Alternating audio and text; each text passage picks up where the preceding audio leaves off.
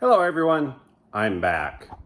Kind of an unusual filming angle because I'm doing this on the floor and I left my camera stand in Dallas. So I makeshifted using some boxes and a bottle of alcohol to prop this against.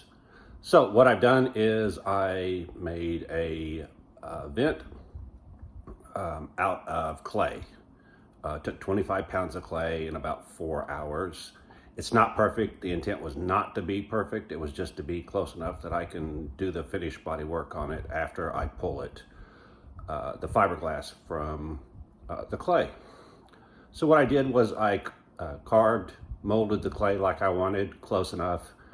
Then I covered it with PVA, polyvinyl alcohol. Let me get it out here. There are several different kinds. The kind I usually use is real thin, and you spray it. This is the thicker stuff. It's supposed to do it in just one coat, and I actually used a paintbrush to put it on, just a normal paintbrush. And in fact, I got it at Dollar Tree for $1.25. It worked great, did what it needed to do. So I coated the whole clay. I let it dry for a while. Coated it with the PVA. Then I went in and I waxed the PVA. Now when you do that, make sure you get a wax, you use a wax that does not have any water in it. It can't be a liquid because PVA is attacked by water moisture. So that the idea was to make it to where I can get the fiberglass piece off of the vent, mocked up vent, without destroying anything. That may not be possible. We're going to find out in a minute. I used a single layer of fiberglass mat and tried to be judicious in my use of resin to not over resin it. And then I put peel ply over the critical area. It's actually just the vent itself I need. I actually have sheet metal to follow both the inside and outside curve of the vent. I'll show that in a minute. It's in the other room because it takes up a lot of space. So I really just needed the slanted part of the vent, the actual vent part. So anyway, that's enough. Let me show you what I've got. This is all an experiment. I've never done this before. So as is the case of most of my videos I'm showing you, hey, I tried this. It either is going to work or it's going to be a complete failure. So here we go. All right, there it is. All right, so I formed the vent out of clay, put fiberglass on top of it. It's been curing for about an hour. I'm working inside because I'm tired of the 106-degree heat, although today it's not as bad. It's early and it's not as bad. This is the peel ply. It's a material that has a release agent in it, and what it does is it allows you to get a smoother surface than if you just leave it as a fiberglass mat. And then I used a Bondo squeegee to smooth the peel ply off as good as I could. As you look at this, you can see the places where the peel ply didn't really contact real well. It has the rough surface of fiberglass mat, but again, I know I'm going to have to sand this and shape it so it doesn't matter. Plus, I'm really concerned with the inside surface, so this is the outside. Now what I'm probably going to do is use this as one of the vents in my mock-ups. And then in actuality, I'm going to get all this scanned and do it. I'm actually talking to someone right now about doing that. I did it all on top of this paper, heavy paper. It's the stuff I got from Home Depot that is used to cover floors when people are working so that they don't damage floors. I probably should have put a piece of foil or something down. I didn't. Again, I'm in kind of a hurry. I'm in a crunch to get this done. I did try putting foil down on top of the clay like Stig does, but I couldn't, because of all the curves, I just couldn't get it to lay smooth. It had a bunch of wrinkles in it, and I said, you know what, it's gonna take as much time to get the wrinkles out as anything else. Then I tried using cellophane. Again, it was better than the foil, but in the past when I've used plastic, it ends up that the fiberglass actually sticks to the plastic, so I end up with plastic embedded in my fiberglass. I didn't want to have to deal with that. That's when I came up with the PDA idea. So I don't know if I said, yeah, I did. All right, so now the question is, will this come apart? And as I suspected, it's stuck to the paper, which I really don't care about. I do have scissors and a razor knife over there in case I need them, but this is actually working better than I thought. I thought for sure I'd have a huge mess.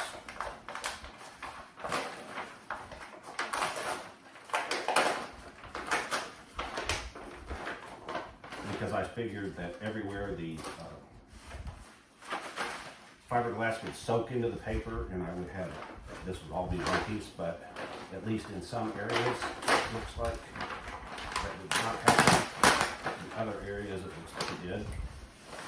Again, doesn't matter. When I laid this out, I actually drew the curves on these pieces of paper and then formed the clay to the curves that I drew.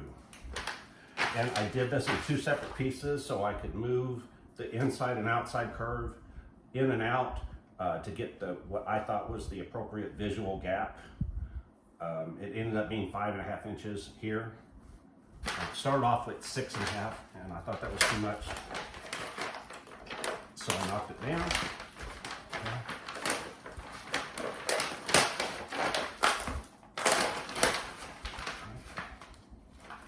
And again, if this thing ends up getting completely destroyed, it's not a big deal as long as the fiberglass piece is intact. But what I want to do is when I make the other side, the vent for the other side, I want it to be a mirror image of this. So what I'm going to do is I'm going to cut sections out of this and flip them around 180 and use those. So it would be best if I didn't destroy this, but if I do destroy it, of course, I can always remake anything from this mold. Almost there.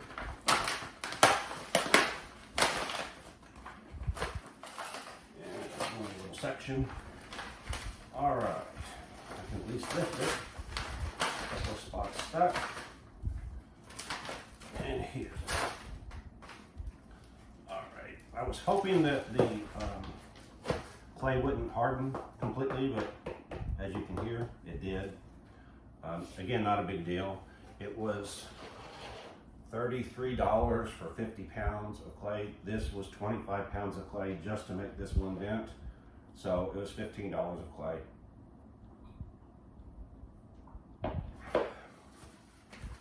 All right, so now the question is, will this come off?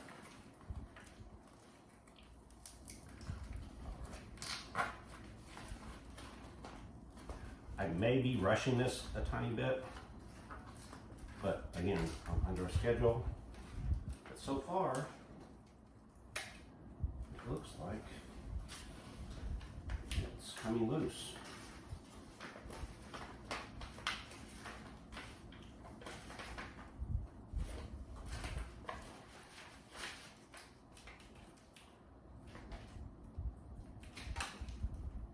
So these places where the fiberglass got underneath, they're the areas that don't want to let loose. And again, I could have taken a lot of care. I originally was putting the aluminum tape on this. So right here, the clay's broken loose. So it's a separate piece.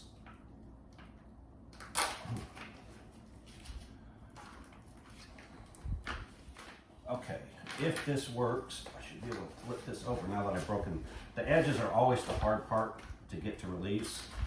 And the edges are released. Tell you what, I'll be back in a second. I moved everything out of camera view.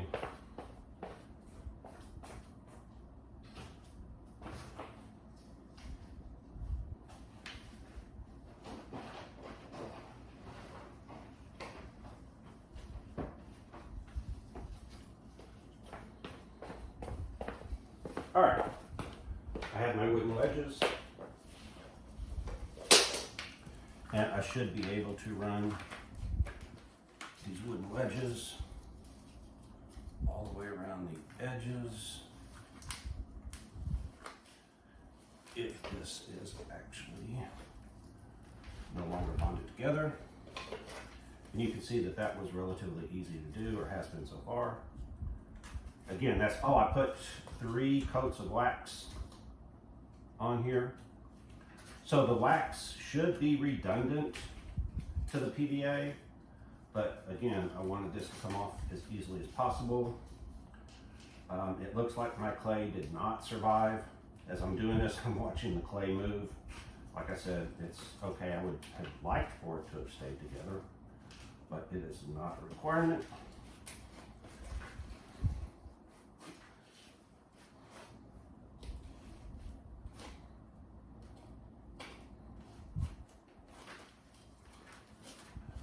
In this area right here, the fiberglass got underneath the clay quite a bit.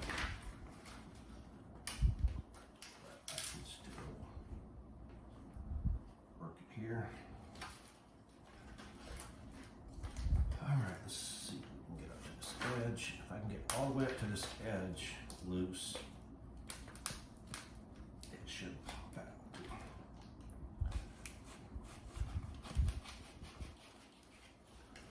All right, I've done that. So theoretically, I should be able to lift up on this side because it's all separated.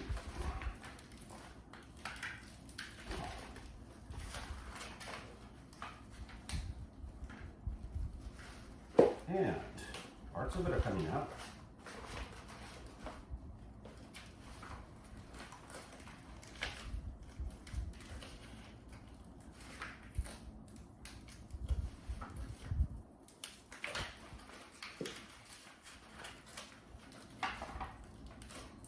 Now the fiberglass is flexible because I only did a single layer.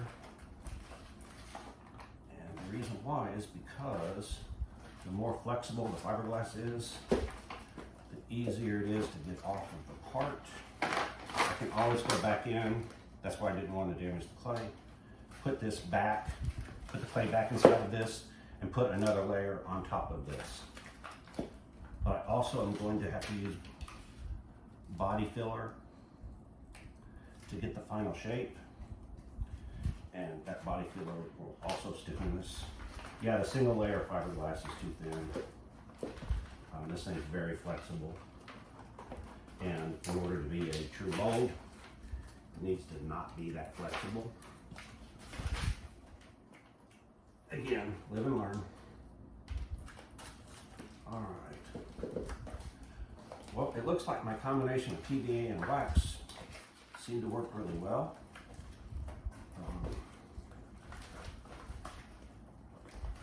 All right, so as you can see, my clay mold didn't do so well.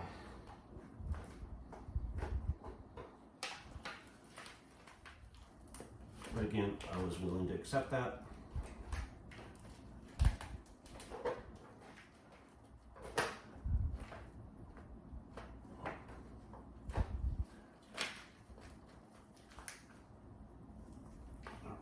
Stuck. That's stuck. Let's see what this is doing.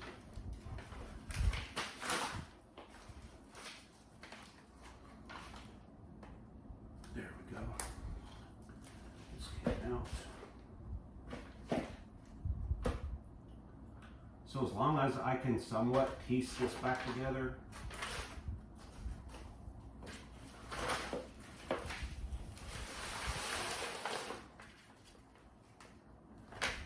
shape. I'm just going to go ahead and break this. That goes there.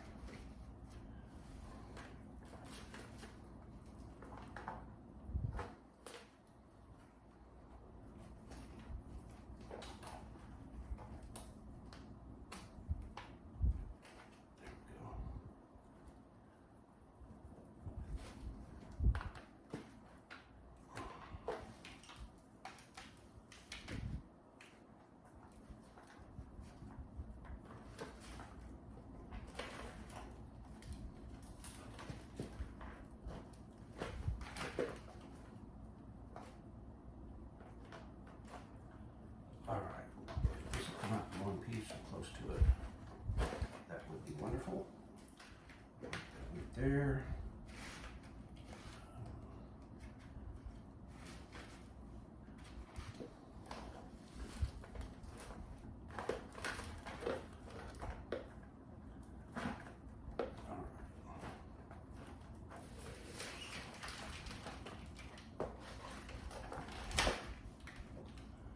Goes there.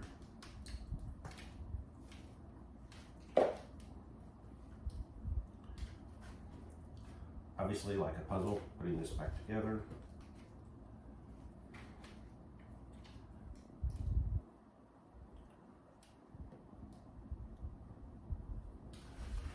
What else do we have? Oh, this corner right here. This part right here is actually redundant because it's the same as this right here. I just did that so that theoretically I would make a vent, then I would take this vent and set it on top of that vent, and that vent and set it on top of the next vent. I'm not sure if I'm going to have all 3 vents identical, but that's the way I built this. I can always change my mind. And because this is redundant, it's not going to be a big deal. If I do some damage, this is the part that, there we go.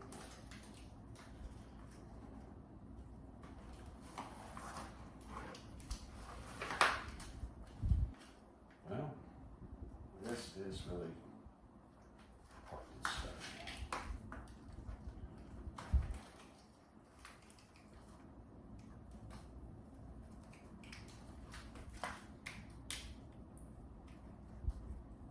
There we go. It's not going to come out completely intact, but mostly. So this piece goes right there. Right there.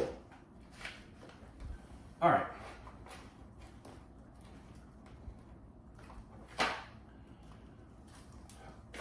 Okay, there's one part where the clay is still stuck in. It could be that didn't get it waxed real well or PVA real well. I wasn't as concerned with that because I knew it was redundant. So now I know next time be a little more careful, or thorough, I should say.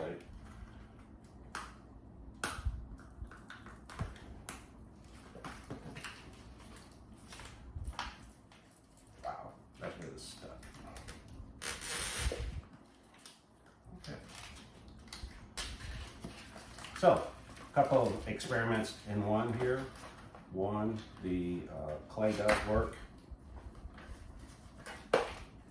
and the PVA worked very well for getting the 2 apart.